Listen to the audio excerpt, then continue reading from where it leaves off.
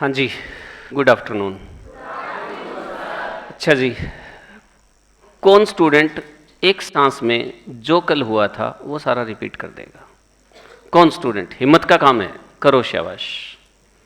Hand raise करो फटाफट first instance में। और मैं एक हेल्प कर दूंगा आपकी, ये लो, ये लो, ये शो करता रहूंगा आपको मैं। सारे मुर्दा हैं, यही कह रहा था मैं। किसी ये बन भी गए तो कमा के खाना मुश्किल होगा शायद। अब बताओ कौन हिम्मत कर रहा है? मुझे तो पता ही है क्लास में कौन हिम्मत करेगा। शाबाश, बहुत अच्छा। ये जो AS25 है ना, इसमें हम इंटरिम फाइनेंशियल रिपोर्टिंग के बारे में बात कर रहे हैं।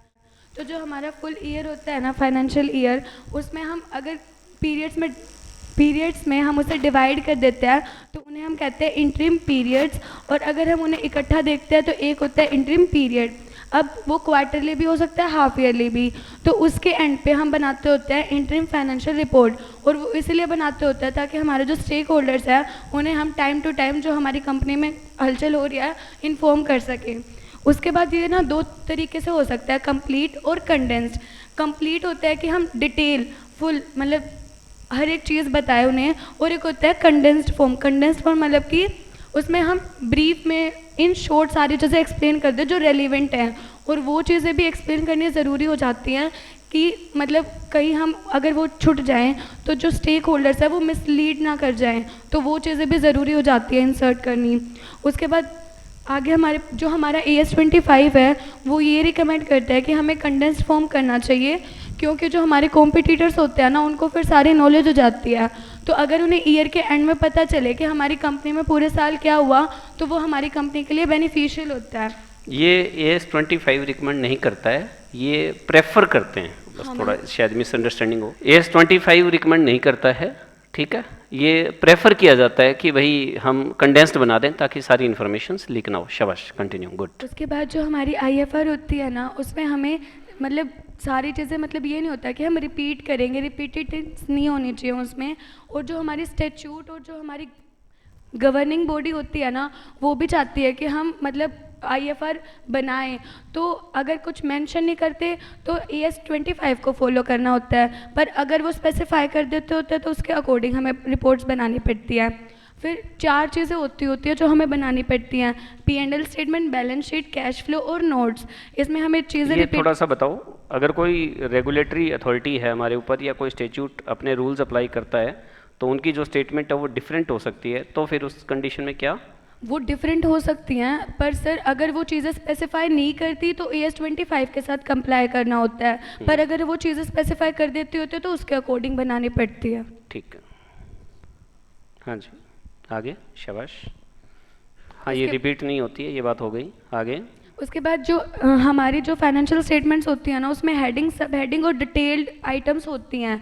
अब वो कंप्लीट और कंडेंस में डिफरेंस बताया रखा है कि हेडिंग और सब हेडिंग तो देनी होती है, बट जो डिटेल्ड आइटम्स हैं वो कंप्लीट में आ जाती हैं। और जो कंडेंस्ड है, ब्रीफ फॉर्म में है, वो हमारा कंडेंस्ड फॉर्म में आ जाता है। शाबाश, ठीक, आगे बताइए। उसके ये तो बाद AS20 वाली बात छोड़ दो एक बात चाहे। हाँ जी, उसके बाद हमें ना ये बता रखा था कि जो बैलेंस शीट होती है और जो P&L और कैश फ्लो होता है वो हमें किस बेसिस पे मतलब प्रेजेंट करना पड़ता है। तो वो इसमें ये बता रखा था कि करंट पीरियड का तो लेना होता है एंड, यानी नहीं, कि पहले बैलेंस शीट के बारे में बताओ। बैलेंस शीट कौन सी लेनी होती है? बैलेंस शीट लेनी होती है end of the current interim period जो अभी चल रहा है। जैसे अगर 30 सितंबर चल रहा है तो 3 महीने हो जाएंगे, वो वाली रिपोर्ट लेनी होती है।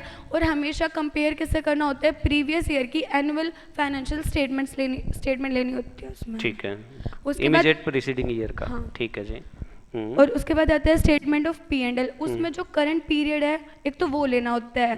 जैसे अगर हम बात करते हैं 30 जून तक की तो उसमें तो सिर्फ एक ही कॉलम बनेगा हमारा करंट का। और प्रीवियस में ना कंपेरेबल लेना होता है, मतलब इस बार हम ले रहे हैं अप्रैल मई और जून का, तो प्रीवियस ईयर जो अप्रैल मई जून है वो लेना पड़ता है। सेम है ना? हाँ, पर अगर हम 30 सितंबर की बात कर रहे हैं तो हमें क्यूमुलेटिव इफेक्ट भी शो करना पड़ता है और सेम कंपेरेबल प्रीवियस ईयर वाला भी। ठीक फिर है। आता है कैश फ्लो। कैश फ्लो में हम क्यूमुलेटिव ही शो करते होते हैं, जैसे 3 मंथ्स का, फिर 6 मंथ्स का, 9 मंथ्स का, ऐसे। फिर हमने बात की थी सीजनल की।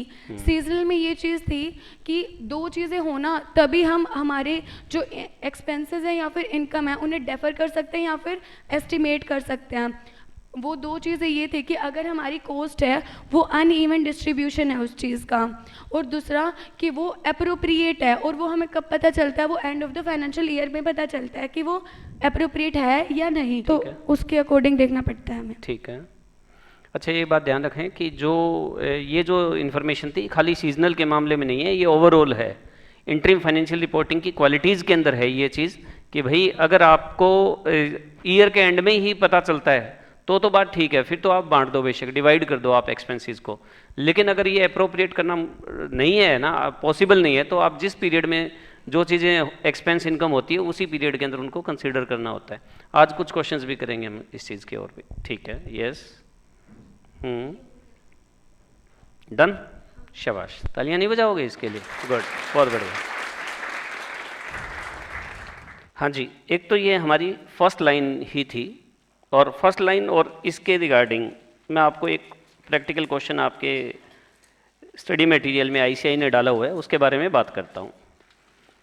एक तो ये बात है, AS25 does not mandate which enterprises should be required to present interim financial reports how frequently or how soon after the end of interim period। कहता है कि AS25 ये निर्धारित नहीं करता, ये ज़रूरत, ये कंडीशन नहीं लगाता कि कौन से एंटरप्राइजेज को अपनी इंटरिम फाइनेंशियल रिपोर्ट्स प्रेजेंट करनी चाहिए और कब कब करनी चाहिए, ये नहीं बताता। ये बताता है कि अगर कोई इंटरप्राइज को ज़रूरत है, रिक्वायर्ड, ठीक है, किसी भी कंडीशन के अंदर उसकी रिक्वायरमेंट है इंटरिम फाइनेंशियल रिपोर्ट की, या वो खुद सेलेक्ट करता है इसे करने की, तो वो it should comply with this standard, तो वो इस स्टैंडर्ड को फॉलो करते हुए काम करे। इसके ऊपर एक तो आपका MCQ भी है जो आईसीआई ने डाला हुआ है, और अब हम आ रहे हैं इस पॉइंट के ऊपर सीधा। ठीक है, MCQ जब हम करेंगे उस पर बात कर लेंगे।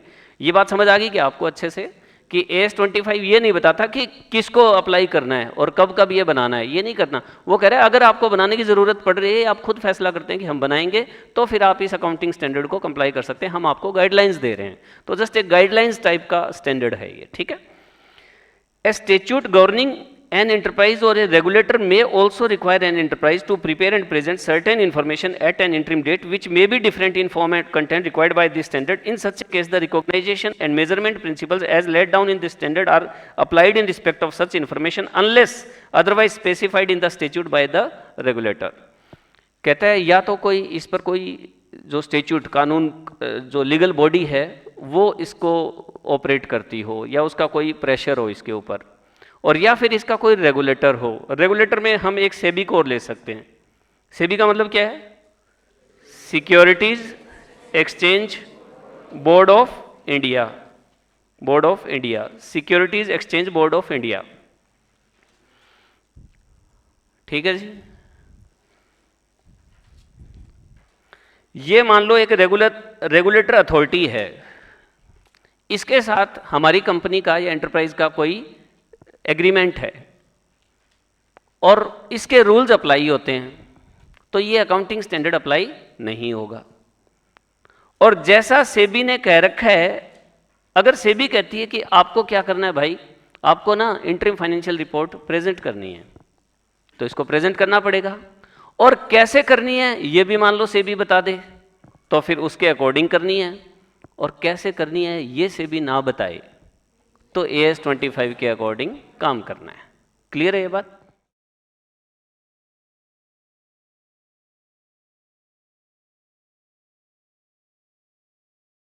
Whether quarterly financial results presented under clause 41 of the listing agreement entered into between stock exchange and the listed enterprises meet the definition of interim financial report as per AS25 and the provisions of AS25 should be applied on the same।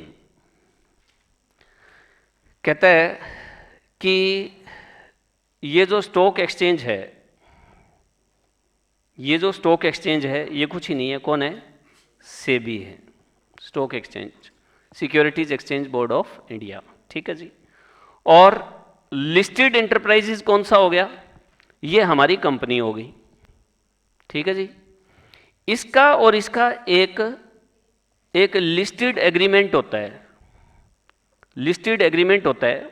भाई आपको पता है companies दो तरह की होती है, listed और एक अनलिस्टेड, ठीक है।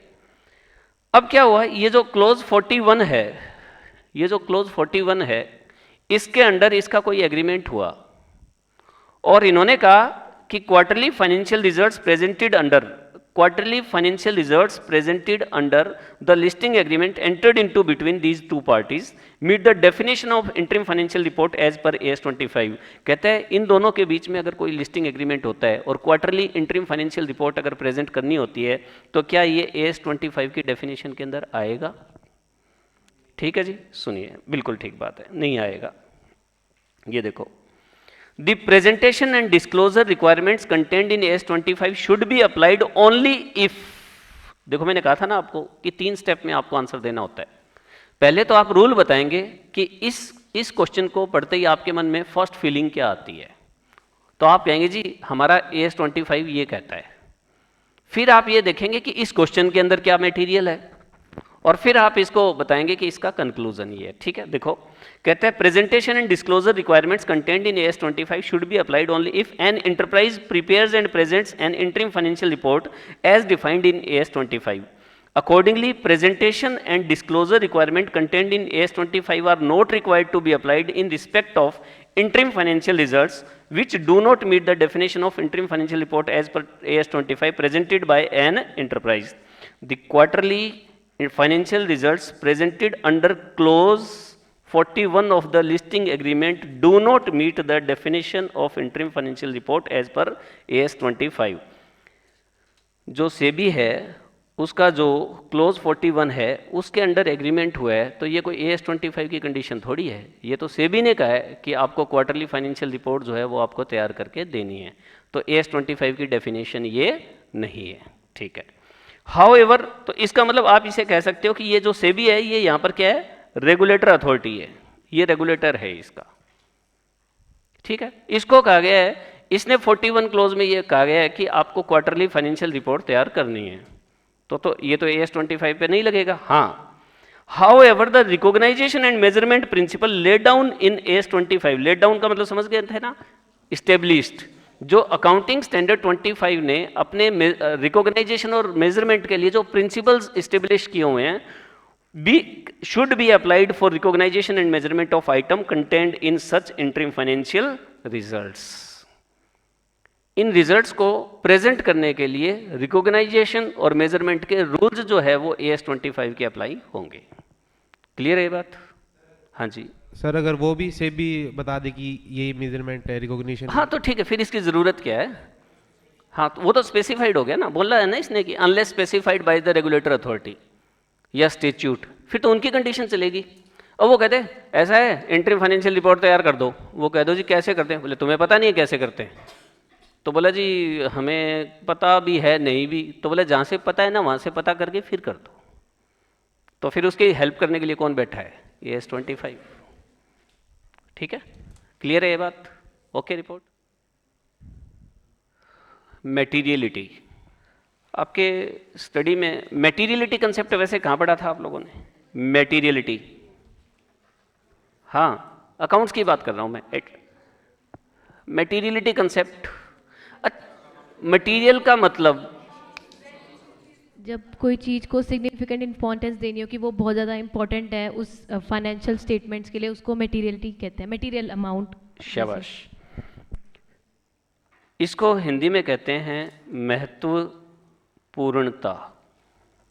ठीक है, इंपॉर्टेंट, और इसको इंग्लिश में और क्या बोला आपने? सिग्निफिकेंट, ठीक है। किसी आइटम की इंपॉर्टेंस को देखते हुए उसे उतनी वैल्यू आपने अकाउंट्स के अंदर देनी है, ठीक है।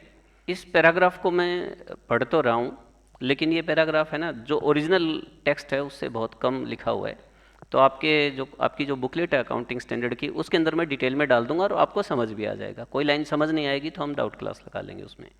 यहाँ थोड़ा सा गड़बड़ी ये कर रखी है कि जो ओरिजिनल टेक्स्ट है ना एक बात तो ये कर रखी है कि कोई पैराग्राफ कंप्लीट दिया हुआ है, बीच में से लाइनें उड़ा रखी है। दूसरी गड़बड़ ये कर रखी है कि अगर 6 लाइन में एक पैराग्राफ है तो उसको 3 लाइन में या 2 लाइन्स में समेट रखा है, बिल्कुल कंडेंस्ड। उससे क्या है, उसकी इंपॉर्टेंस, उसका मीनिंग ही जो है वो क्लियर नहीं हो पा रहा। तो मुझे जो पैराग्राफ का ये लगे ना कि भाई यार ये तो पूरा आना चाहिए, तो वो मैं उसका ओरिजिनल टेक्स्ट आपको आपकी बुकलेट में डालूंगा। आप सारा अकाउंटिंग स्टैंडर्ड पढ़ के उन पैराग्राफ को पढ़ेंगे, आपके समझ आ जाएगा। नहीं आ जाएगा तो हम डाउट्स क्लास ले लेंगे, ठीक है। हाँ, जिनका शॉर्ट में काम चल रहा है हम भी शॉर्ट में लगा लेंगे, कोई दिक्कत नहीं है। सुनो, in deciding how to recognize, measure, classify or disclose an item for interim financial reporting purposes, materiality should be assessed in relation to the interim period financial data. एक बात बताओ यार, यहां पर चाहे आप इंटरिम पीरियड फाइनेंशियल डाटा लिख दो या फाइनेंशियल डाटा लिख दो, क्या फर्क पड़ेगा? मेटीरियलिटी का कंसेप्ट पढ़ते वक्त आप यही कहते हैं कि हमारे फाइनेंशियल स्टेटमेंट्स के अंदर हर उस आइटम की डिटेल होनी चाहिए जो हमारे लिए सिग्निफिकेंट है।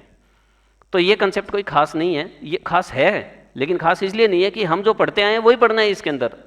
पहले पढ़ते हैं फाइनेंशियल स्टेटमेंट्स के नाम से, और अब हमें करना है इंटरिम फाइनेंशियल रिपोर्ट या स्टेटमेंट के नाम से, बस और कुछ नहीं है, ठीक है भाई। इस स्टैंडर्ड के अंदर ज़्यादातर आपने इस बात का ध्यान रखना है कि अगर हम एनुअल फाइनेंशियल स्टेटमेंट बनाते तो हमारा माइंडसेट क्या होता।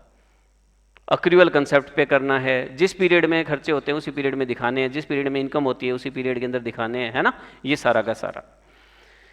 इन making assessment of materiality it should be recognise that interim measurements may rely on estimates to a greater extent than measurement of annual financial data. कहता है जब हम मेटीरियलिटी का असेसमेंट कर रहे हो ना, जब हम मेटीरियलिटी का असेसमेंट कर रहे हो तो इट शुड बी रिकॉग्नाइज्ड, ये मान्यता मिलनी चाहिए, ये रिकॉग्नाइजेशन मिलनी चाहिए कि इंटरिम मेजरमेंट्स में rely on estimate to a greater extent than का मतलब क्या होता है, कंपैरिजन में। जो आपने एनुअल फाइनेंशियल डाटा से जो मेजरमेंट किया है ना, उससे ज़्यादा जो रिलायबिलिटी है वो हमारी किसके ऊपर है, इंटरिम मेजरमेंट पे है। समझ रहे हो बात को?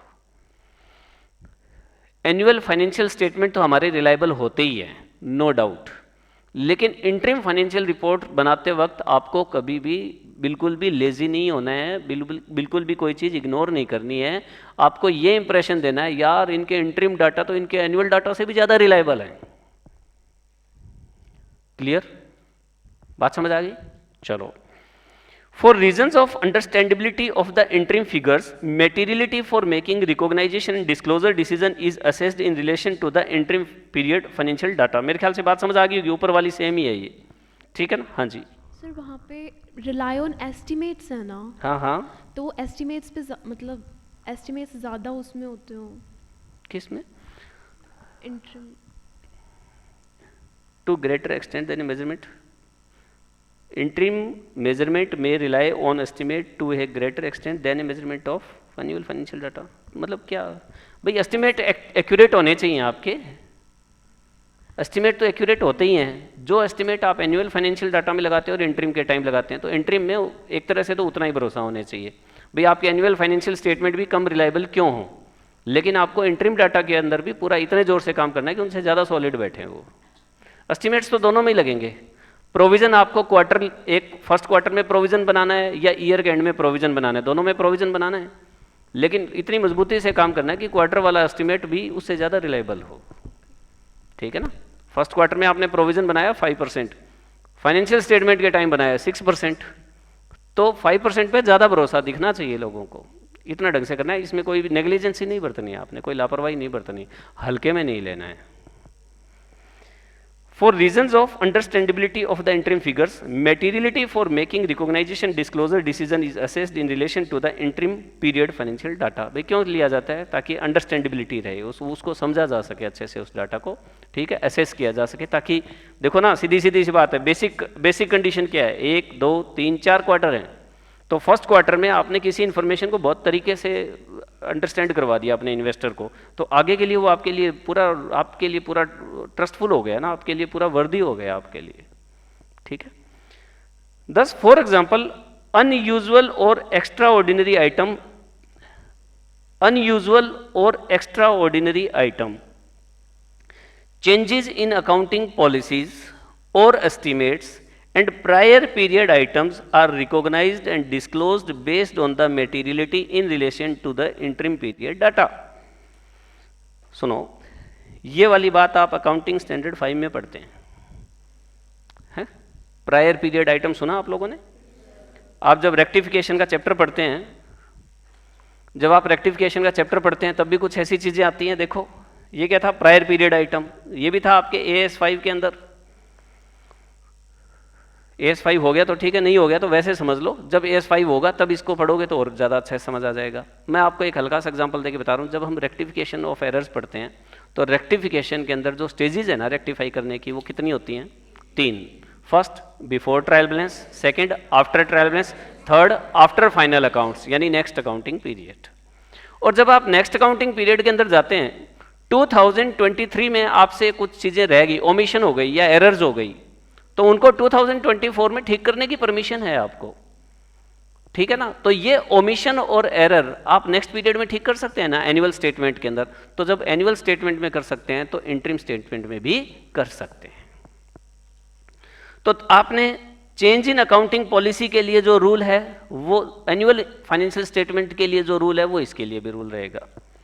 जो आपकी एक्स्ट्रा ऑर्डिनरी आइटम है, आपके फ्लड हो गया, फायर हो गया, ये होते हैं ना एक्स्ट्रा ऑर्डिनरी, अब नॉर्मल लॉस वगैरह पढ़ते हो आप, loss by fire, loss by theft, loss by accident, ये सारी चीजें आप एडजस्ट करते हो, इसमें भी एडजस्ट करना है आपने।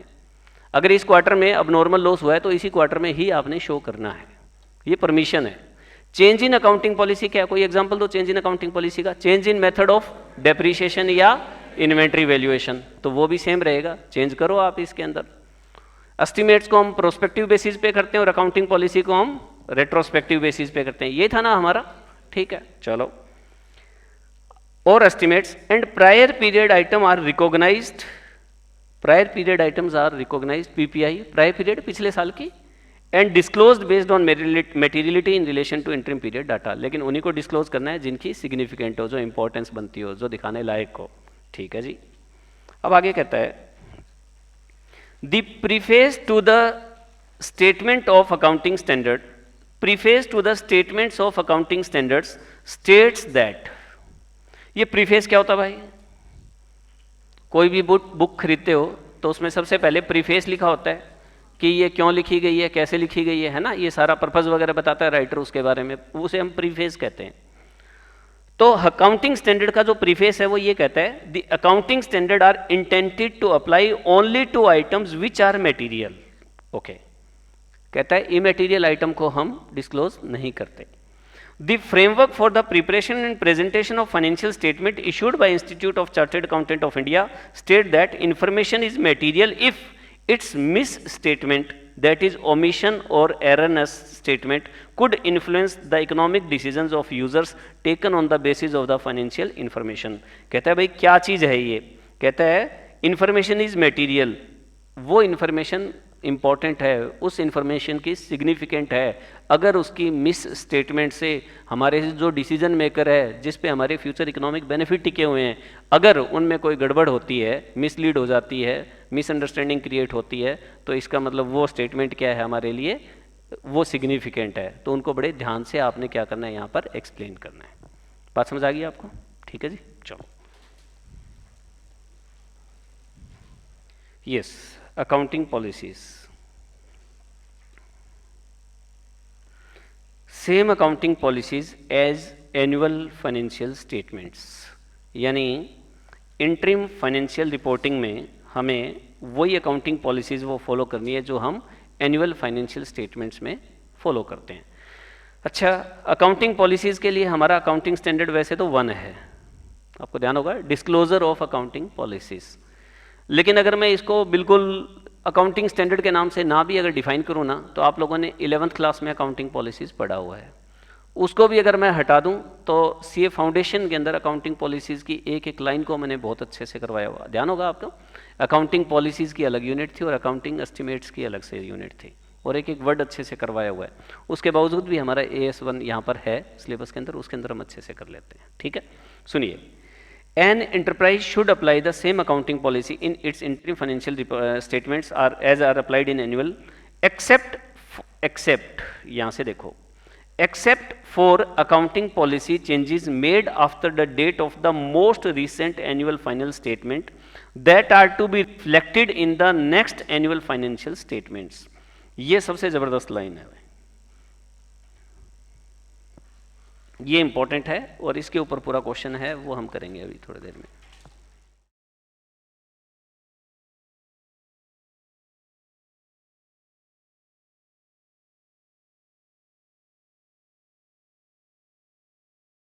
Except for accounting policy changes made. Rough notebook खोली हुई है ना आप लोगों ने?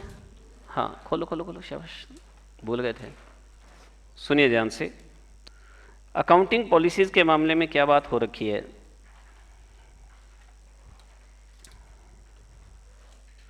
ये है 1 अप्रैल x1, ये है 31 मार्च x2, ये है 1 अप्रैल x2 और ये है 31 मार्च x3, राइट.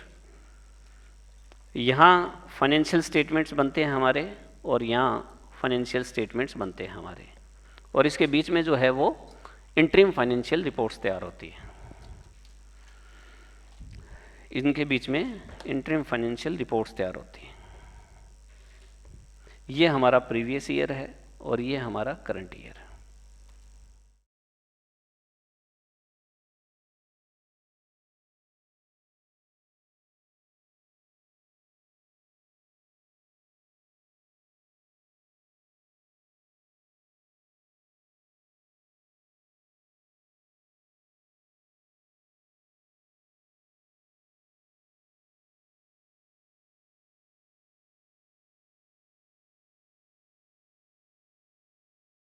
हाँ जी, सुनिए क्या कह रहा है ये यूं कह रहा है, कहते हैं आपको सेम अकाउंटिंग पॉलिसीज लागू करनी है, लेकिन for accounting policy changes made after the date of the most recent annual financial statements.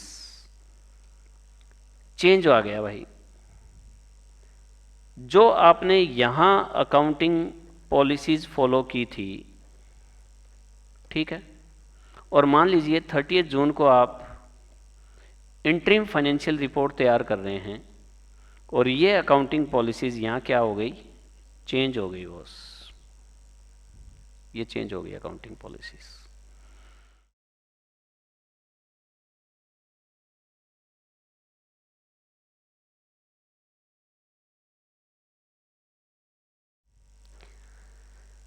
Except for accounting policy changes made after the date of the most recent annual financial statement that are to be reflected in the next annual financial statements.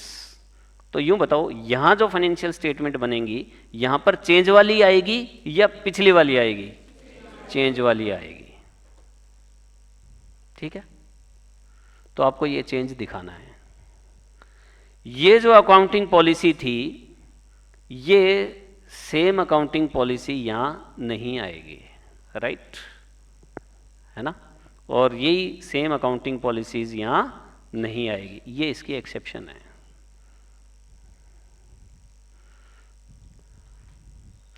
कम ज़्यादा करके line को ठीक से याद कर लेना final exam में present करने के लिए, लेकिन आपको रहना इसके आसपास ही पड़ेगा. एग्जामिनर के दिमाग में एक इंप्रेशन आना चाहिए कि बच्चा अकाउंटिंग स्टैंडर्ड की लैंग्वेज से करके आया, जैसे लॉ के बारे में कहते रहते होंगे आपको, ठीक है, उसी तरह से अकाउंटिंग स्टैंडर्ड के बारे में अलर्ट रहना है आप लोगों ने. लो जी, अब आगे चलें. सुनिए, However, the frequency of an enterprise's reporting, annual, half yearly or quarterly, should not affect the measurement of its annual results. कहता है कि however the frequency of enterprise reporting, कहता है frequency should not affect the measurement of its annual results. कहता है frequency से आपके annual results क्या नहीं होने चाहिए, affect नहीं होनी चाहिए. भाई फ्रीक्वेंसी चाहे हाफ ईयरली है या क्वार्टरली है, अकाउंटिंग पॉलिसी चेंज हो गई है तो चेंज क्यों हुई दिखाओ यार, कोई दिक्कत नहीं है, लेकिन उसके आपके एनुअल फाइनेंशियल स्टेटमेंट पे फर्क नहीं पड़ना चाहिए. जो चेंज्ड अकाउंटिंग पॉलिसी है वही आपने आगे शो करनी है. To achieve that objective, measurements for interim reporting purpose should be made on year to date basis. मतलब ईयर टू डेट बेसिस का मतलब पता है क्या होता है? ईयर टू डेट बेसिस का मतलब होता है, ये होता है हमारा ईयर, ये होता है हमारा ईयर, ये हमारी होती है डेट. अगर आपका आगे कौन सा होगा, 30 सितंबर, आगे क्या होगा 31 दिसंबर. इसे भी हम क्या बोलते हैं, डेट. इसे भी हम क्या बोलते हैं, डेट. और इसे भी हम क्या बोलते हैं, date. Year to date basis, इसका मतलब यहां से यहां तक बना रहे हैं तो भी, यहां से यहां तक बना रहे हैं तो भी, यहां से यहां तक बना रहे हैं तो भी, और यहां से यहां तक बना रहे हैं तो भी आपको चेंज्ड अकाउंटिंग पॉलिसीज को फॉलो करना है। हाँ जी, हाँ माइक। सर ये जो लाइन इन्होंने बोल ली है कि except the policies changes made after, मान लो कि हम ना पहले डेप्रिसिएशन का मेथड ना एसएलएम लगा रहे थे, हाँ जी, अब डब्ल्यूडीवी ऑप्ट कर लिया। हाँ जी, सर पर इस लाइन का कहने का मतलब तो ये, जो आप आईएफआर बनाओगे ना, हाँ, उसमें आपको एसएलएम ही शो करना है। एक बार ये पढ़ना देखो, an enterprise should apply the same accounting policy in the interim financial report, same he apply करनी चाहिए उसे, except for the accounting changes, जो हम नेक्स्ट फाइनेंशियल रिपोर्ट में चेंजेस शो करेंगे वो तो नहीं करने पड़ेंगे ना फिर हमें। तो एक्सेप्ट कैसे हुआ? ऊपर वाले में कह रहा है सेम अकाउंटिंग पॉलिसी फॉलो करनी है, बस इस बात को छोड़कर, है ना?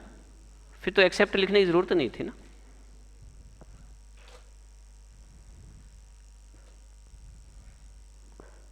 ठीक है, सुनिए,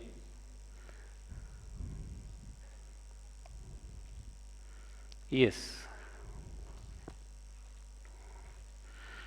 टू इलस्ट्रेट, समझाने के लिए ये लोग क्या कह रहे हैं, the principles for recognising and measuring losses from inventory write downs, restructuring or impairment in an interim period are the same as those that an enterprise would follow if it prepared only annual financial statements. कहता है losses from inventory write downs, losses कब होते हैं? मान लो कोई method change करोगे आप तो लॉस आएगा या नहीं आएगा? लॉस आ सकता है ना, प्रॉफिट भी आ सकता है खैर, लेकिन अपन इन्वेंट्री को तो जो लोअर वैल्यू होती है उस पर शो करते हैं कि आपकी फीफो के अकॉर्डिंग, फीफो से वेटेड एवरेज पे आ गए तो वैल्यू क्या हो गई आपकी? डाउन हो गई, तो डाउन होगी तो लॉस हो गया ना आपका, मेथड चेंज होने के कारण। तो कहते हैं the principle for recognising and measuring losses from inventory write downs, restructuring.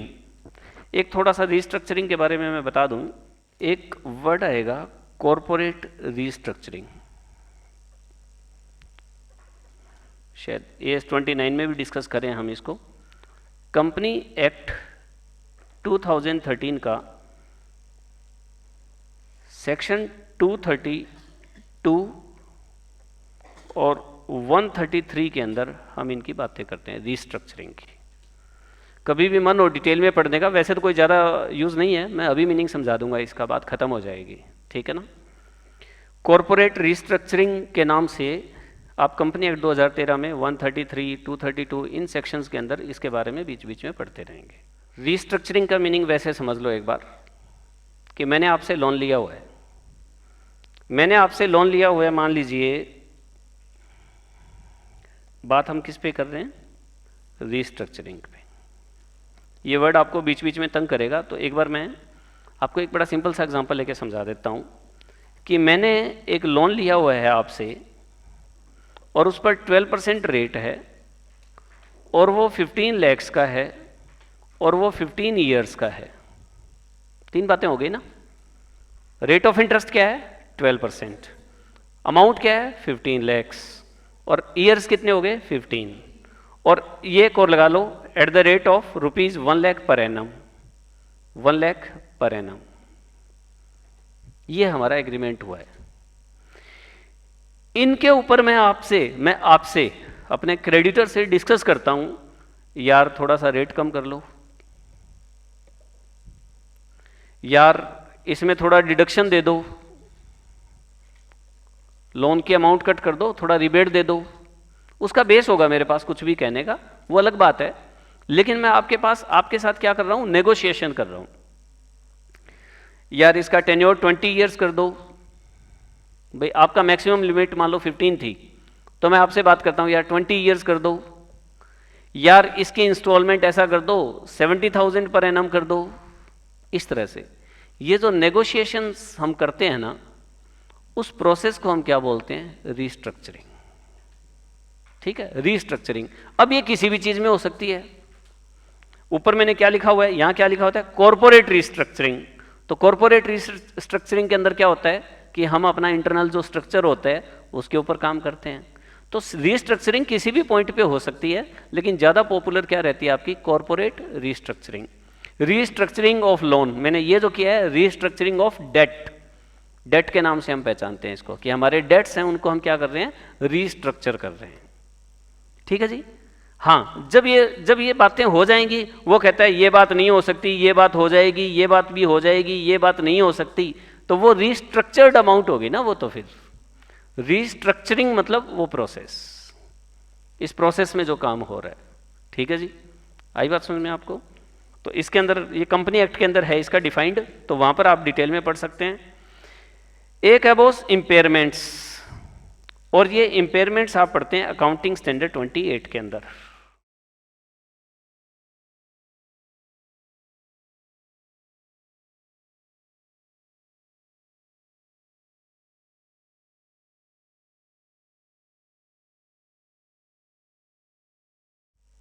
तो कहता है इन्वेंट्री की वैल्यूएशन करते वक्त अगर कोई लॉस आता है तो उसे आप राइट ऑफ करते हैं। रीस्ट्रक्चरिंग के जो खर्चे आते हैं उनका ट्रीटमेंट क्या करना होता है। अब ये इतना सीरियस मामला क्यों है? क्योंकि ये इसका बेनिफिट हमें लॉन्ग टर्म तक मिलता है, तो हमें क्या करना चाहिए? तो फिर वो हम वहीं डिस्कस करते हैं जहां हम रीस्ट्रक्चरिंग का कंसेप्ट डिस्कस करेंगे। इम्पेयरमेंट पता है क्या है?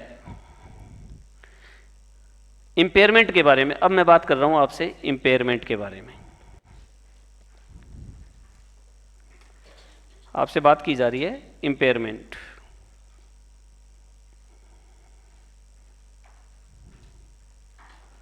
ये अकाउंटिंग स्टैंडर्ड 28 की बात हो रही है।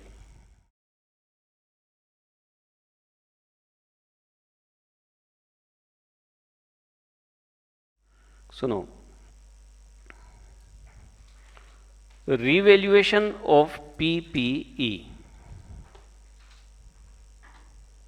ठीक है जी।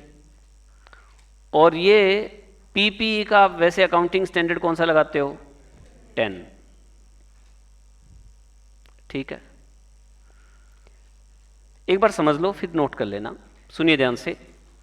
आप अपनी टेंजिबल एसेट्स का रिवैल्यूएशन जो करते हैं ना, उस रिवैल्यूएशन पर प्रॉफिट का ट्रीटमेंट और लॉस का ट्रीटमेंट,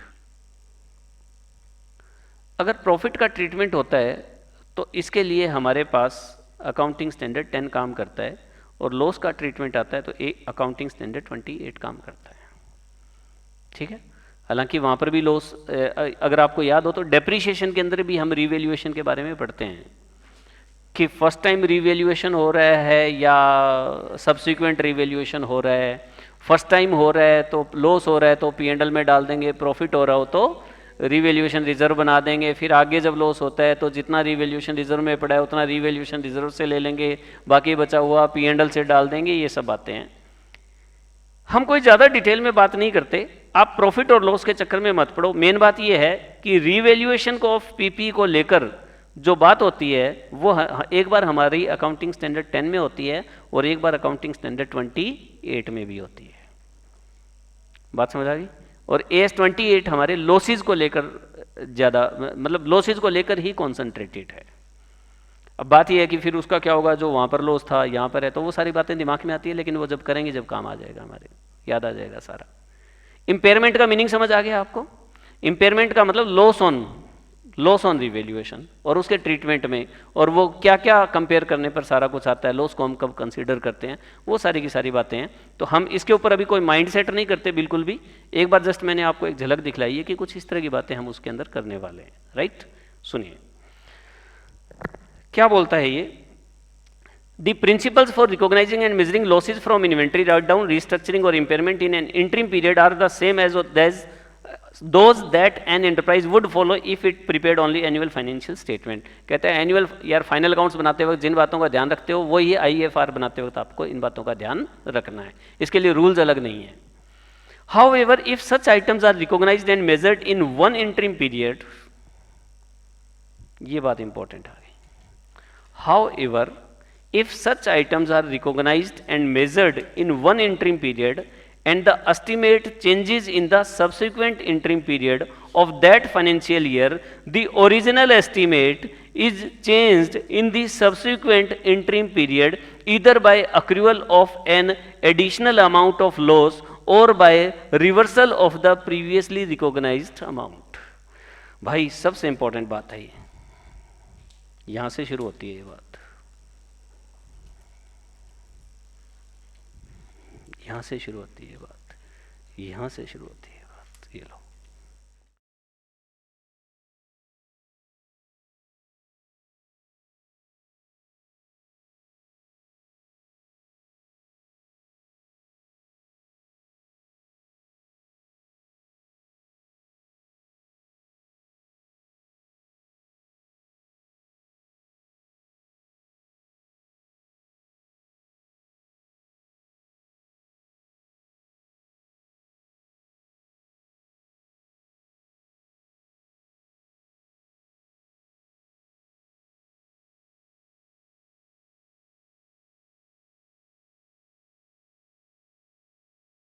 कितना समझ आया आपको? देखो ये पता है क्या कह रहा है,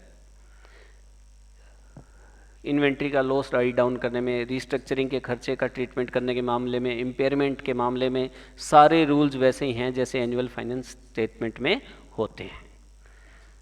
However, if such items are recognized and measured in one interim period and estimate changes in subsequent interim period of that financial year, the original estimate is changed in the subsequent interim period either by accrual or additional amount of loss or by reversal of the previously recognized amount. देखो क्या कहता है ये यूं कह रहा है, सुनिए ध्यान से।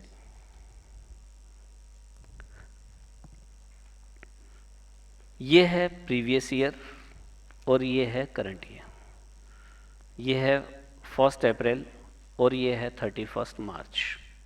यहाँ पर कोई रोल नहीं है, इस चीज़ का कोई रोल नहीं है। यहाँ आई 30 जून और यहाँ आया 30 सितंबर। यहाँ आपने इंटरिम फाइनेंशियल रिपोर्ट बनाई और यहाँ पर आपने इंटरिम फाइनेंशियल रिपोर्ट बनाई, ठीक है। यहाँ पर ये देखो, यहां पर आपने प्रोविजन बनाया मान लीजिए 5%, आपका रिवाज जो है वो 5% बनाने का है, लेकिन यहां पर प्रोविजन का जो अमाउंट है वो आ गया 7%, ठीक है। ये और ये आगे यही रहने वाला है कुछ। देखो क्या बोल रहे हैं, सुनो, लिख बाद में लेना। मैं ना ये वाली अमाउंट, ये कुछ लिखने के मामले में थोड़ा सा मैंने और भी पढ़ाना है आपको।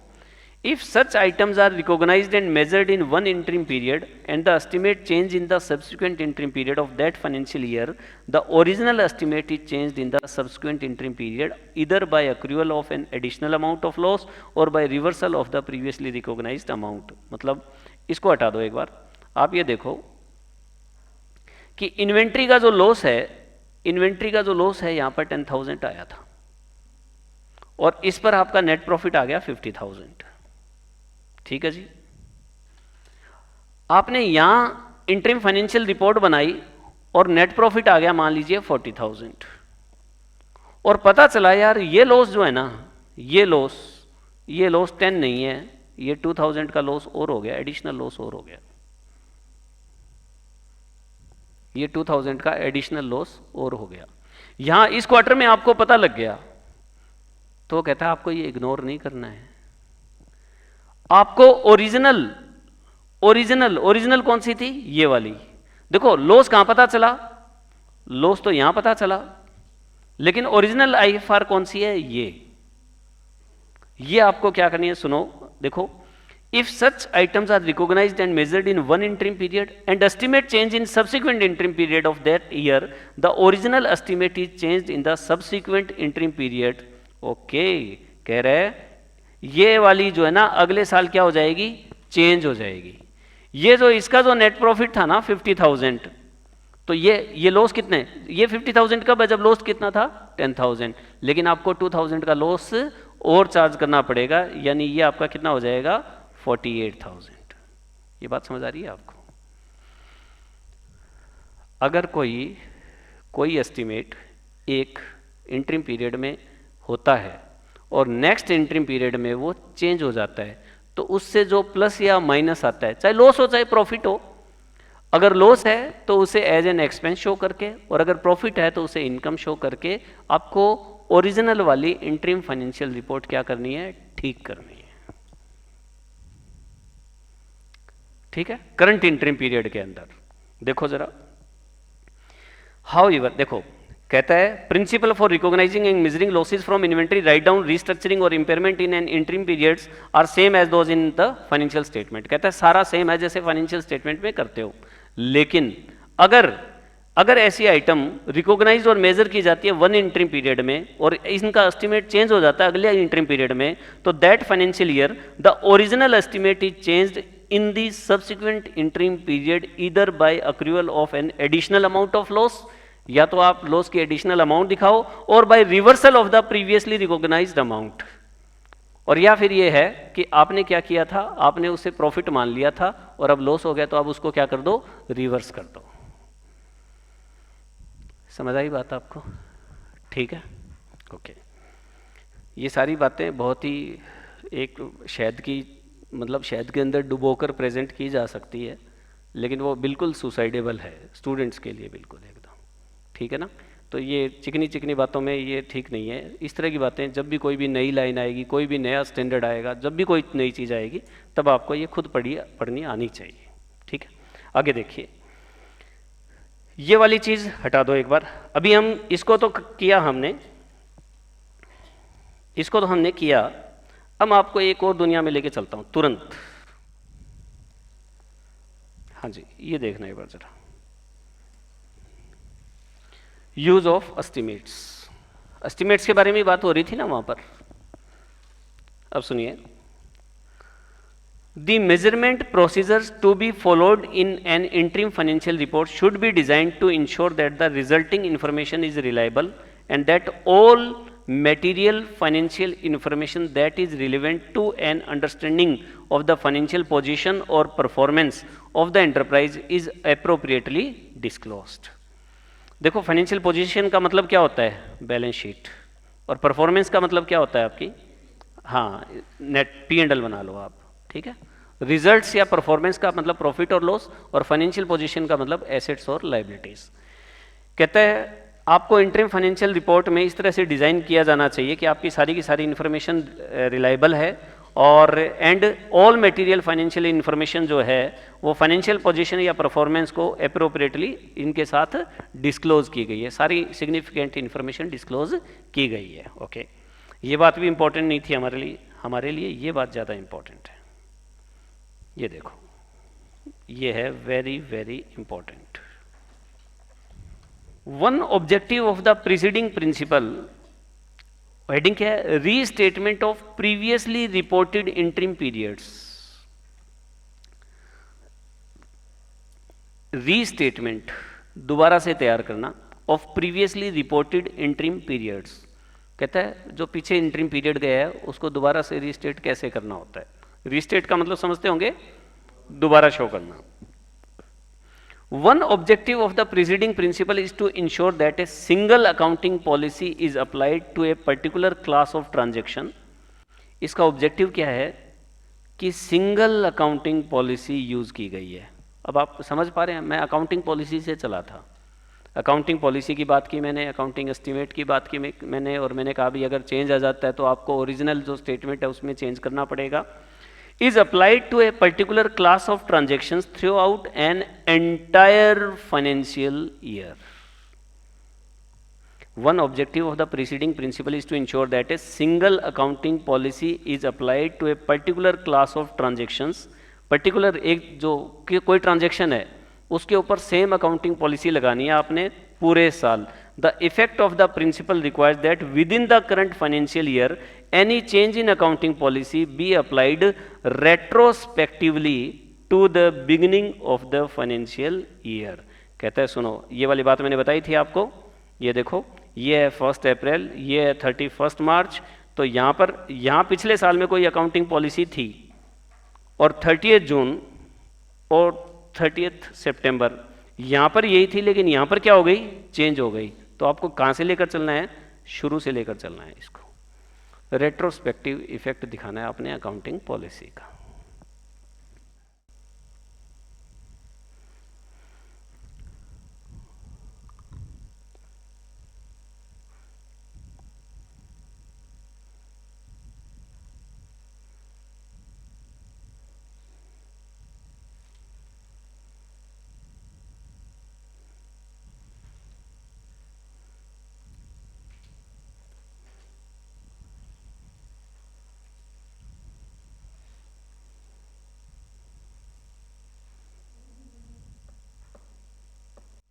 ठीक है।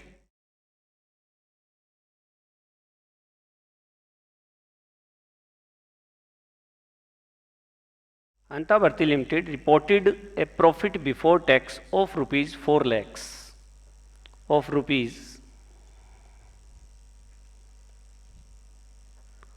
4 lakhs for the third quarter ending 30th September X1। Third quarter, तो थर्ड क्वार्टर का मतलब क्या हो गया, ये 30/9 को थर्ड क्वार्टर है, इसका मतलब जनवरी टू दिसंबर हो गया है ना। चलो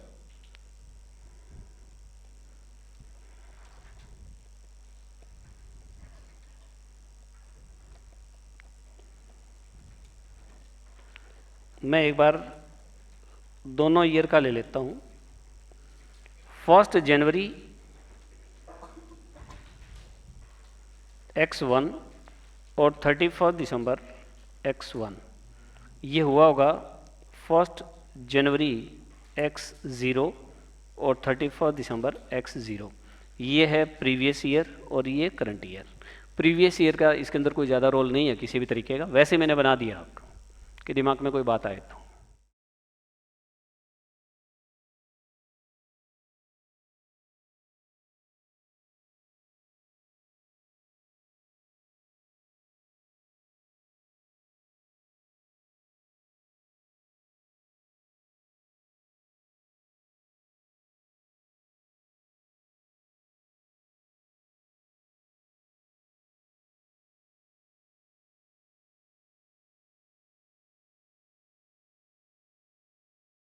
सुनिए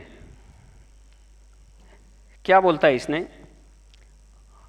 अंता Bharati limited reported a net profit of rupees 4 lakhs for the third quarter ending 30/9, quarter 1, quarter 2, quarter 3, quarter 1, quarter 2, quarter 3 और ये 30/9, इसकी बात हो रही है। इससे पहले क्या हुआ होगा 30 जून और इससे पहले 31 मार्च, कैलेंडर ईयर है मतलब, ठीक है ना।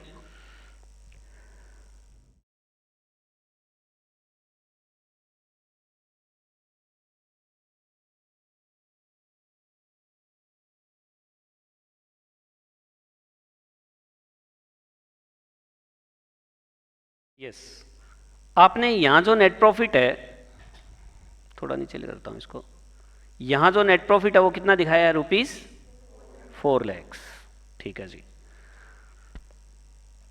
On inquiry you observe the following, give the treatment required under AS 25। आपको इन बातों का पता चला क्या। Dividend income of rupees 4 lakhs received during the quarter has been recognised to the extent of rupees 1 lakh only. कहते हैं आपको डिविडेंड इनकम मिली कितनी, 4 lakhs, लेकिन इस साल कितनी दिखाई है, 1 lakh। गलत है कि सही है, गलत है। क्या करना चाहिए, 3 lakhs प्लस करना चाहिए।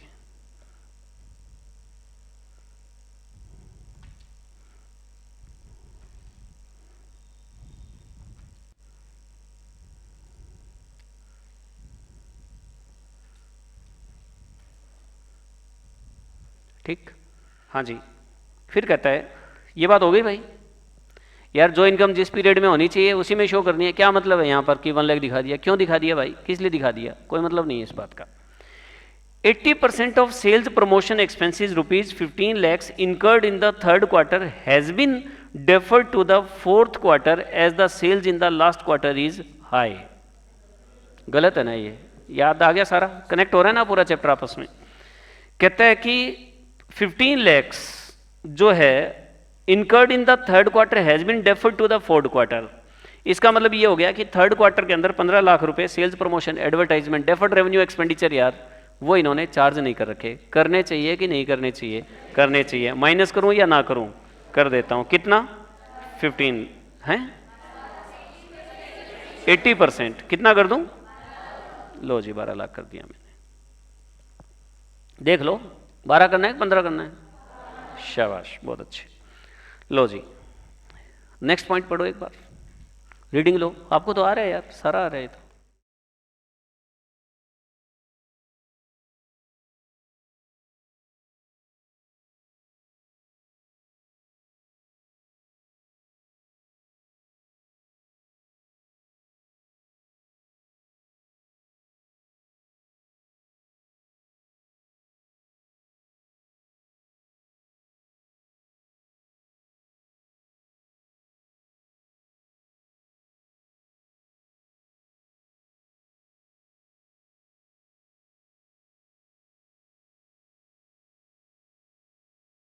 Yes, in the third quarter, मतलब इसी क्वार्टर की बात हो रही है, the company change the depreciation method from written down to straight line method. क्या हो गया? चेंज इन अकाउंटिंग पॉलिसी, ठीक है, which resulted in excess depreciation of ₹12 lakh. इससे क्या हुआ कि डेप्रीशिएशन जो है वो 12 लाख रुपए एक्स्ट्रा आ गया। The entire amount has been debited in the third quarter. ओहो, कहता है सारा का सारा हमने थर्ड क्वार्टर में ही डाल दिया, जबकि इसका जो शेयर है वो अभी 3 लाख बनता है। कहता है 12 लाख टोटल है, 12 लाख टोटल है एडिशनल डेप्रीशिएशन, और उसको अगर मैं 4 क्वार्टर में डिवाइड करूं तो हर क्वार्टर के हिस्से में कितना आता है? 3 लाख। लेकिन मैंने कितना डाल दिया सारा का सारा? क्या करूं? 9 लाख।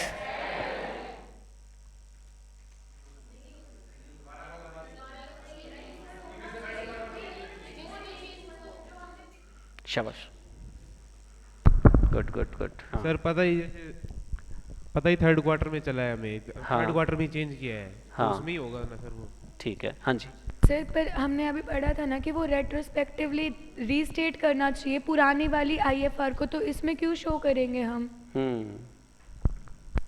और क्या ये वो पॉइंट है जो इन्होंने कहा कि अगर पुराने वाला अब चेंज हो जाता है तो हम पुराने वाले को रीस्टेट करेंगे? तो वो तो यार पिछले क्वार्टर में ही होता ना कि लगाना चाहिए था इतना और लगा दिया इतना, तो इस क्वार्टर में पिछले क्वार्टर को ठीक करते हम। ये तो इसी क्वार्टर में ही पता चला है, और इसी क्वार्टर को तो करने का टाइम आ ही गया अपना। इसने कहा जी देखो मैंने क्या किया, 4 लाख प्रॉफिट निकाल कर आपको बता दिया, और इस 4 लाख को प्रॉफिट को निकालते वक्त 12 लाख रुपए एक्स्ट्रा डेप्रीशिएशन मैंने चार्ज कर रखा है। भाई बढ़िया है यार, जो बात जब पता लगे तभी आपको चार्ज करनी है। अब एक बात बताओ, एनुअल फाइनेंशियल स्टेटमेंट तैयार करते और आपको पता चलता कि एडिशनल डेप्रीशिएशन चार्ज करना है, तो तब चार्ज करते या पीछे जाके ठीक करते? तभी चार्ज करते ना। वो कह रहे हैं, वो जो मैंने बात बताई थी, शाबाश, ये अच्छी बात है इन्होंने बोला। ये कह रहे हैं अगर आपके पास इस क्वार्टर में कुछ ऐसा होता ना कि एडिशनल डेप्रीशिएशन, मतलब यहाँ डेप्रीशिएशन चार्ज कर लिया आपने और यहाँ जाके पता चलता कि यार यहाँ पर 12 लाख रुपए एक्स्ट्रा चार्ज करना चाहिए था, तब इसको ठीक करना है। हमें तो इसको बनाते वक्त ही पता लग गया। भाई सीधी सीधी सी बात है, ये जो नेट प्रॉफिट है ना ये इनकोरेक्ट है, और हमें कहाँ तक जाना है? करेक्ट प्रॉफिट तक जाना है, बस सीधी सी बात ये है, और तो कुछ नहीं है। करंट क्वार्टर में पता चला है कि डेप्रीशिएशन 12 लाख रुपए एक्स्ट्रा लगाना चाहिए और इसने लगा दिया, और ये कहता है नहीं यार इसके हिस्से का तो 3 लाख बनता है। क्यों बनता है भाई? बांटना नहीं है, डेफर भी नहीं करना है और पीछे भी नहीं जाना है। जो खर्चा जब हो उसी टाइम शो करना है, और वो इसने कर रखा, दैट्स इट। समझ आ रही है बात? हाँ हाँ, वो देखो एक बार, बोलो शाबाश। फिर वो पॉइंट बताना एक बार जो अभी बताया था आपने। हाँ वो अभी मैं क्वेश्चन में बताऊंगा, इसलिए इसको करवा रहा हूं मैं। वो पॉइंट मैं क्वेश्चन करवाऊंगा और उसमें बताऊंगा आपको वो पॉइंट। ये तो समझ आ गया होगा, हम पहुंच गए इस क्वार्टर में, और इस क्वार्टर में कोई एक्सपेंस चार्ज किया था और उस एस्टिमेट के अंदर अब चेंज आ गया, तो आपने इस वाले नेट प्रॉफिट को ठीक करना है, इस वाली आईएफआर को ठीक करना है, यहां वाली ओरिजिनल कंटेंट को आपने क्या करना है? ठीक करना है। और आपको पता लगा P&L क्यूमुलेटिव बनता है, P&L क्यूमुलेटिव बनता है, तो क्यूमुलेटिव P&L में पिछले क्वार्टर का नेट प्रॉफिट तो होगा ही इंक्लूड। तो जो पिछले क्वार्टर के अंदर जो कोई आइटम एडजस्ट करनी थी तो इस क्वार्टर की आईएफआर के अंदर कर सकते हैं कि नहीं कर सकते? वो वहां ठीक हो जाएगा। मैचिंग कंसेप्ट किस तरह से मैचिंग, मतलब क्या? एक बार वो कुछ अलग बोल गए बीच में। हाँ हाँ, मतलब सर यहाँ पे बात की हुई है जिस तरह की यहाँ का 3 लाख बनता था, मैचिंग कंसेप्ट के हिसाब से 3 लाख ही बनना चाहिए, 12 लाख तो गलत किया हुआ है। शाबाश। पता है क्या दोस्त, आईएफआर आईएफआर आईएफआर आईएफआर और एनुअल फाइनेंशियल स्टेटमेंट यहां बनेंगे सारे। तो आपको जो पूरे साल का जो एनुअल फाइनेंशियल स्टेटमेंट है ना उसके अंदर ये सारी चीजें एक साथ लगनी चाहिए। अगर आप इंटरिम फाइनेंशियल रिपोर्ट तैयार कर रहे हैं तो जो इंटरिम पीरियड में जो भी ट्रांजैक्शन होती है वो सारी की सारी उसी पीरियड में आपको शो करनी है। उनको ना डेफर करना, ना प्रीपोन्ड करना, ना पोस्टपोन्ड करना, ना प्रीपोन्ड करना।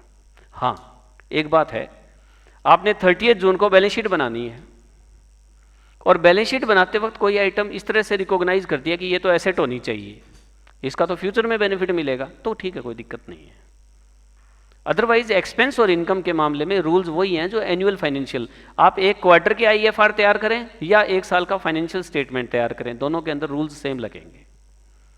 अगर आप क्वार्टर के साथ मैचिंग कंसेप्ट का मानकर आगे पीछे कर रहे हैं तो इसका मतलब आप साल के साथ भी ऐसा ही करेंगे। फिर ये ध्यान रखना, आपने पूरे स्टैंडर्ड के अंदर ये ध्यान रखना है, आईएफआर के साथ वैसे ही डील करना है जैसे एनुअल फाइनेंशियल स्टेटमेंट्स के साथ डील करना है। ठीक है, तो बॉस क्या करना है इस डेप्रिसिएशन का? हाँ देखो, इसमें गड़बड़ थी, इसमें गड़बड़ थी, ये ओके है, इसमें ये ठीक है, ये करेक्टली डन है। कोई एक्सपेंस किसी भी पर्टिकुलर इंटरिम पीरियड में अकर होता है तो ये उसी टाइम ही शो करना होता है हमें। ठीक, ₹2 lakhs extra ordinary gain, abnormal gain, extraordinary gain received in third quarter was allocated equally to the third and fourth quarter। हाँ, इसका मतलब 2 lakhs में से 1 lakh तो इन्होंने ऐड कर रखा है और 1 lakh और ऐड कर देंगे abnormal gain। अच्छा, ये 12 lakhs क्या था जी? माइनस करना था ना? हाँ, abnormal gain कितना? 1 lakh। Extra ordinary item, extra ordinary item जो ऑर्डिनरी लेवल पे नहीं होती, ठीक है ना। अब नॉर्मल गेन, इसका लॉटरी लग गई यार, ठीक है ना, वहाँ प्रॉफिट हो गया, स्पेकुलेशन प्रॉफिट हो गया। यस, डन हो गया। चलिए अब मुझे नेक्स्ट बताइए, इसका मतलब इसमें गड़बड़ थी। Cumulative loss resulting from change in method of inventory valuation was recognised in the third quarter of 3 lakhs। Cumulative loss resulting from change in method of inventory valuation, ये फीफो से वेटेड, वेटेज से FIFO, इस तरह लगा होगा। आपको पता होगा हमारे अकाउंटिंग स्टैंडर्ड में 2 ही मेथड है, एक फीफो और एक वेटेड एवरेज। ये लीफो वगैरह नहीं है, ये सिर्फ समझने के लिए कि ये भी मेथड है। अगर आप अकाउंटिंग स्टैंडर्ड फॉलो नहीं करते हैं और आपके प्रोडक्ट को ये मेथड सूट करता है तो आप अप्लाई कर सकते हैं। क्लियर? तो यहां पर क्या बोला इन्होंने, cumulative loss resulting from change in method of inventory valuation was recognised. Recognised कब हो गया था? थर्ड क्वार्टर में। Out of this loss 1 lakh relates to the previous quarters. ये कहता है इसमें से 1 लाख का लॉस जो है वो प्रीवियस क्वार्टर से रिलेटेड है। और हाँ, क्यूमुलेटिव लॉस है टोटल कितना? 3 lakhs। फर्स्ट क्वार्टर में इतना, सेकंड में इतना, थर्ड में इतना, यूं करके टोटल 3 lakhs है। लेकिन इसमें से 1 लाख का लॉस जो है वो कौन से क्वार्टर का है? प्रीवियस क्वार्टर का है। अच्छा, आपने क्या कर रखा है? हाँ, रीस्टेटमेंट का पॉइंट आ गया ना आपका, बिल्कुल ये रीस्टेटमेंट का पॉइंट है।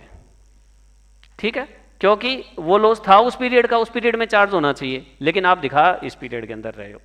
ठीक है जी, पढ़ लो एक बार अच्छे से, हाँ रीडिंग ले लो और एक बार उस पॉइंट को भी पढ़ लो जो मैंने हाईलाइट करवाया था पीछे जाके।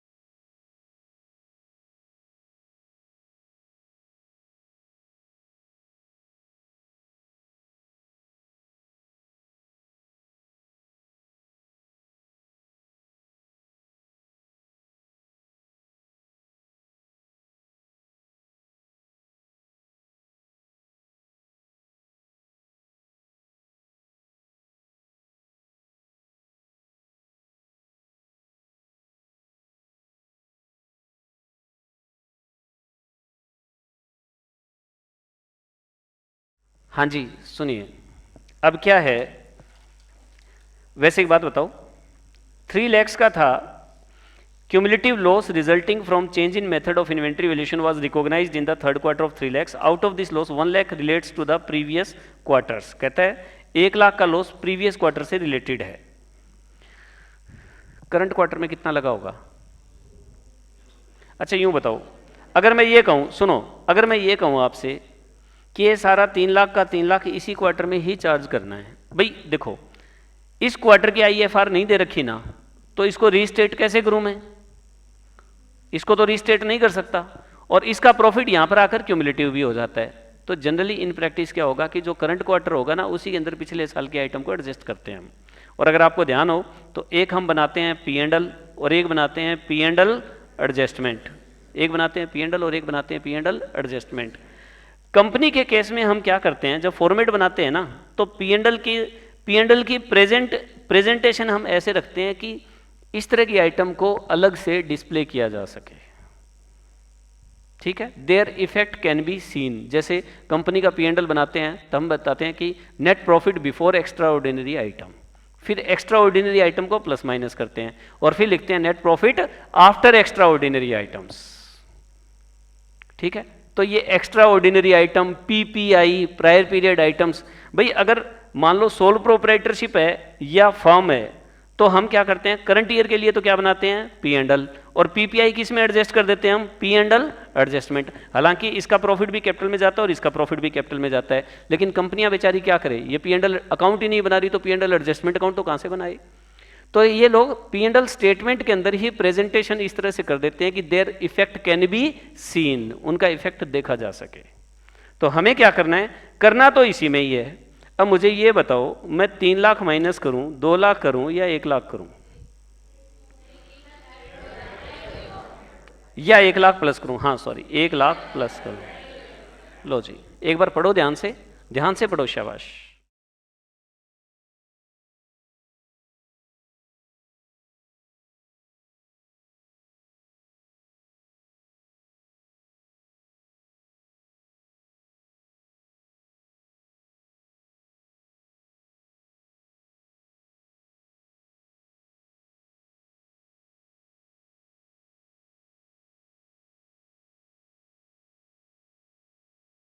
हाँ पीछे बॉयज बताओ क्या करना है,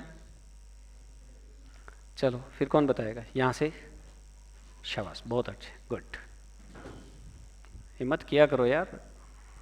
मेरी दादी माँ कहती थी कि बोलने वाले की तो मिट्टी भी बिक जाती है और गूंगे का सोना भी नहीं बिकता, न बोलने वाले का। जिसको बोलना नहीं आता ना, सोना लेकर बैठ जाए बेशक तो भी नहीं बेच पाएगा वो, और जो बोलने वाला है ना वो भी मिट्टी भी बेचाएगा, ठीक है। हाँ जी सर, इसमें शायद ऐसे लिखा है कि क्यूमुलेटिव लॉस हुआ है change in method of inventory valuation के हिसाब से। हाँ जी 3 लाख का हुआ है, थर्ड क्वार्टर में रिकॉग्नाइज्ड हुआ है, तो 3 लाख का इस साल माइनस होना चाहिए और 1 लाख का कोई ट्रीटमेंट नहीं होना चाहिए। ठीक है, गुड, ओके, यस। अब यहाँ से बताओ सर, इसमें जो लॉस है वो पहले रिकॉग्नाइज कर लिया है, तो 3 लाख पहले डेबिट हो चुका है, लेकिन वो 1 साल का जो है ना वो पिछले क्वार्टर का है, तो वो नहीं होना चाहिए था, तो इस साल हम ऐड बैक करेंगे। बोलो। ये कह रहे हैं पिछले साल का नहीं, पिछले क्वार्टर का। ये कह रहे हैं जी, पहली बात तो ये है कि on inquiry you observe the following, give the, अच्छा इन्होंने ये profit calculate, reported profit before tax कितना है 4 लाख, ये प्रॉफिट इन्होंने निकाल लिया है। पहली बात तो ये देखना है आपने कि ये जो लॉस इन्होंने was recognised in third quarter of 3 lakh. हमने जब ये 4 लाख का प्रॉफिट निकाला था, सुनिए ध्यान से, ये जब P&L था और यहाँ पर जब हमने लॉस, ये जो नेट प्रॉफिट 4 लाख निकाला था तो हमने लॉस कितना दिखा दिया था 3 लाख, जबकि करंट क्वार्टर से रिलेटेड कितना है 2 लाख और प्रीवियस क्वार्टर से रिलेटेड कितना है, प्रीवियस क्वार्टर से रिलेटेड है 1 लाख। ठीक है जी। तो अब ये मुझे ये बताइए, इस 4 लाख के अंदर क्या करूं, या तो ऐसे कर दूं 4 लाख में 3 लाख प्लस कर दूं और 2 लाख माइनस कर दूं, और या फिर क्या कर दूं 4 लाख के अंदर 1 लाख क्या कर दूं प्लस कर दूं। कारण क्या है इसका, क्योंकि ये प्रीवियस क्वार्टर से रिलेटेड है और करंट क्वार्टर का जो प्रॉफिट है वो मेरा कितना है 4 लाख। क्यूमुलेटिव अगर लूं मैं तो पिछले वाले प्रॉफिट को मैं रिस्टेट कर सकता हूं। यस, फिर कुछ भी क्या है जो कैरी फॉरवर्ड है उसको ठीक कर लो और करंट वाले को करंट के हिसाब से निकाल लो। वहां तो हम इस तरह डिस्प्ले कर ही सकते हैं ना। ठीक है भाई, ऐसा है, कोई बात नहीं, आप लोग सोचते रहो। मैं एक काम करता हूं, मैं इसमें 1 लाख प्लस कर रहा हूं। एक बार 1 लाख कर दिया था या नहीं, ये 1 लाख अलग है क्या?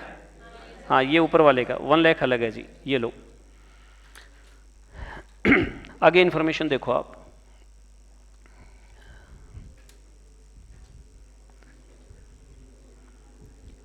Cell of investment in the first quarter, यार sale of investment in the first quarter resulted in a gain of ₹20 lakhs.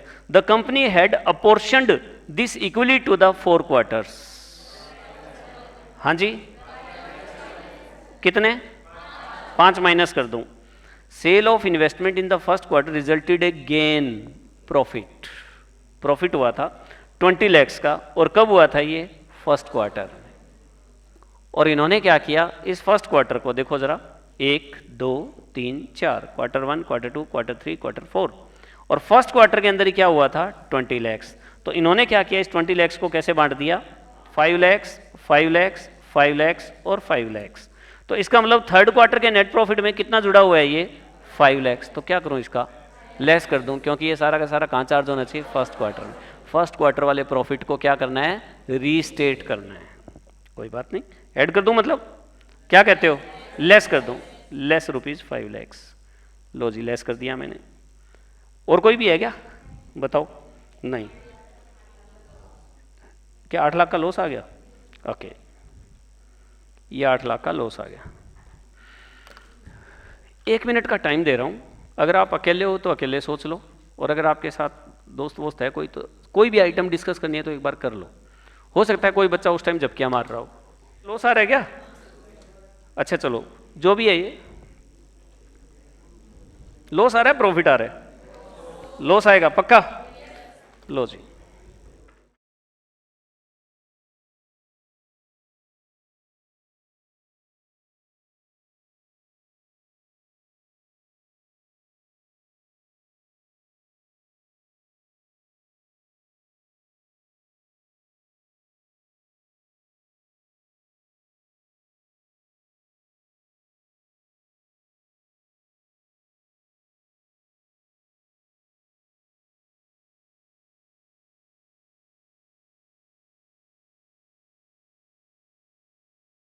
इसमें एक बात ध्यान दे।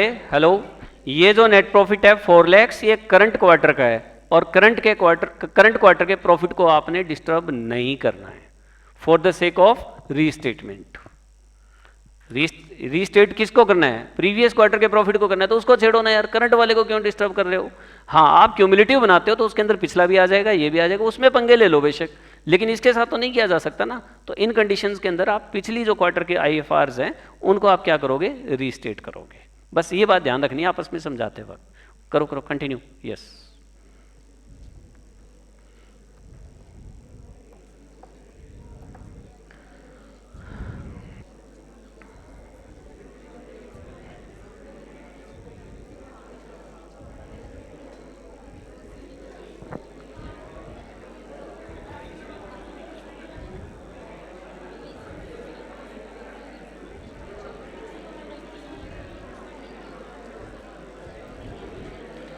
इधर उधर की कोई बात ना हो, मैं ध्यान से देख रहा हूं, सबको ध्यान रखना, कंटेंट पे बात होनी चाहिए।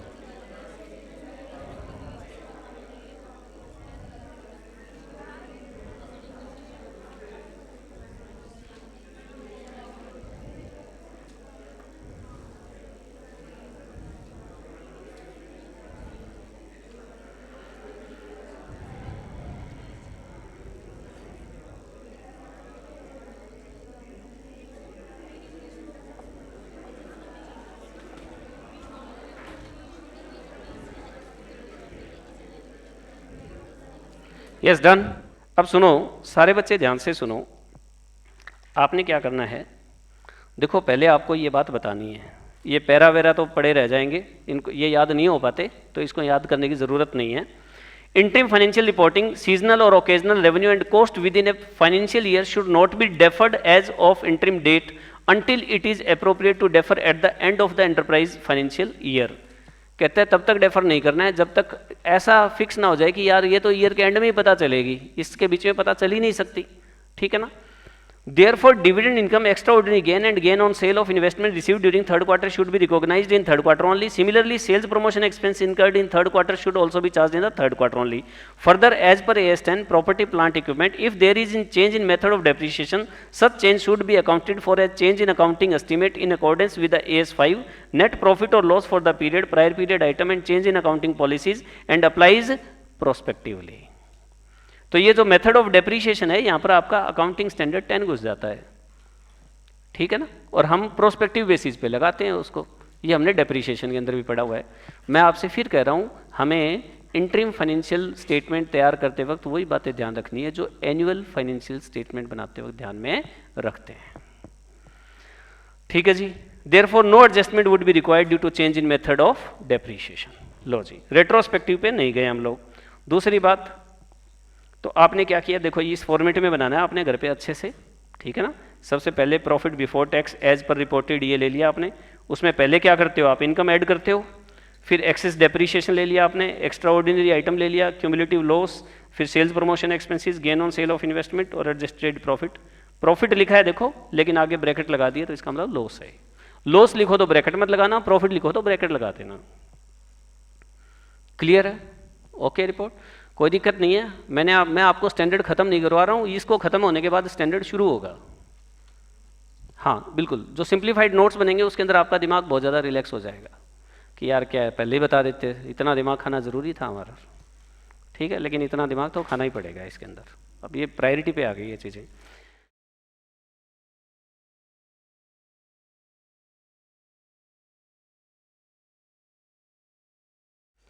Whether the impairment loss recognized on PPE in the first quarter of the financial year can be reversed in the second quarter in that financial year.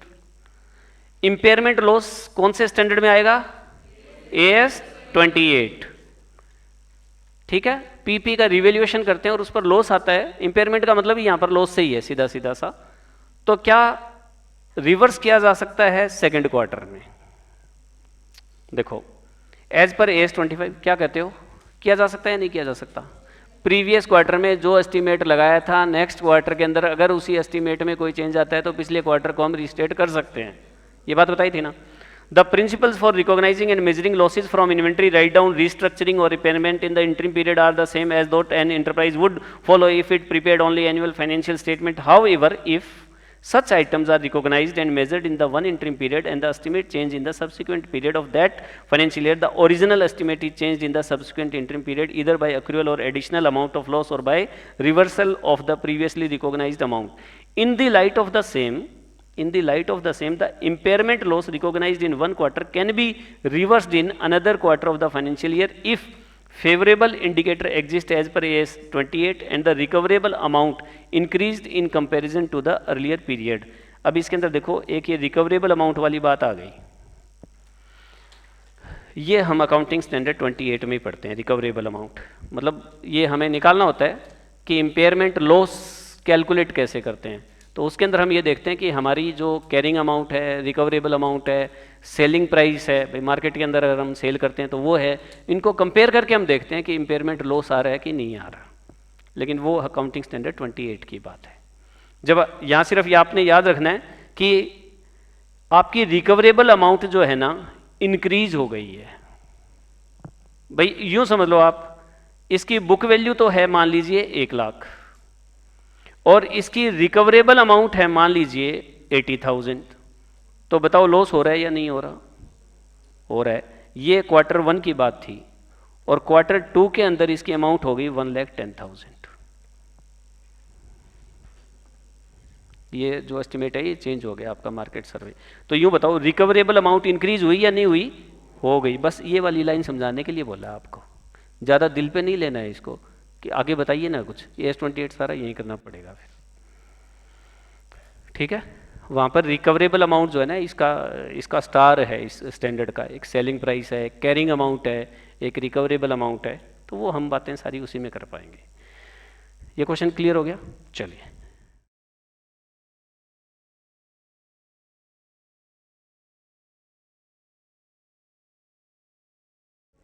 Yes, मैंने आपको जो मेजर क्वेश्चन था वो मैंने क्लास में करवाया और ये मैं होमवर्क में दे रहा हूँ.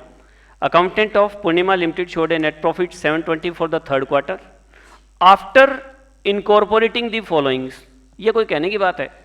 जब ये प्रॉफिट निकाला है तो आइटम तो एडजस्ट की होगी, तो हमें ये देखना है कि करनी चाहिए थी या नहीं करनी चाहिए थी. उस क्वेश्चन में आफ्टर लिखा हुआ नहीं था, कहीं झगड़ा कर लो कि उसने कहा प्रॉफिट तो मैंने रिपोर्ट कर दिया और अब ये देखो ये ऑब्जर्वेशन में सामने आया है और यहां पर कह रहा है इनको एडजस्ट करने के बाद क्या, bad debts of 40,000 incurred during the quarter, 50% of bad debts have been deferred to the next quarter. ना, गलत है ना. तो क्या करना चाहिए, माइनस करना चाहिए. भाई जो जितना लॉस करंट क्वार्टर में हुआ है वो सारा करंट क्वार्टर में चार्ज करना है. एनुअल अकाउंट होते तो क्या आप ऐसे करते, आधा इस साल कर लो आधा अगले साल कर लो, तो ऐसे क्वार्टर के साथ भी भेदभाव नहीं करना है. एक्स्ट्रा ऑर्डिनरी लॉस यानी abnormal loss 35,000 incurred during the quarter has been fully recognized in this quarter. Okay, good boy, yes. Additional depreciation 45,000 resulting from the change in method of charge of depreciation assuming 45,000 is charged for the third quarter only. Good boy, बात खत्म. Ascertain the correct quarterly income 7 lakh रुपए. लेकिन आपको ये बातें तो बतानी है, समझ गए आप? ठीक है जी, चलो हो गया. बस इस लेक्चर का होमवर्क यही है कि ये सब रिवाइज करना है. बाकी नेक्स्ट लेक्चर में टाटा बाय बाय.